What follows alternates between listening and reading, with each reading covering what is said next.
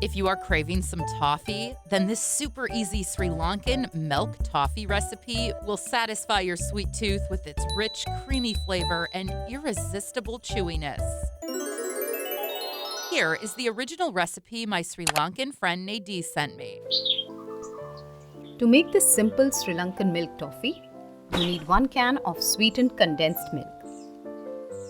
Pour the condensed milk into a heavy-bottomed pan, and let's not forget to rinse out the can with a little water to make sure we get every last bit of that goodness.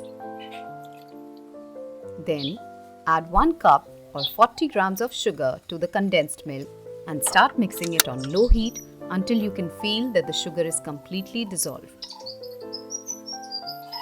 Keep mixing and add 1 teaspoon of vanilla extract.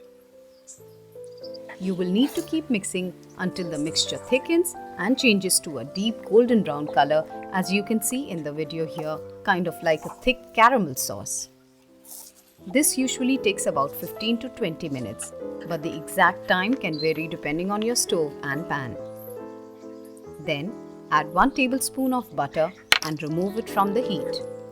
Next, slowly pour the hot toffee mixture into a tray or on the baking sheet. As the toffee mixture starts to cool, it becomes less runny.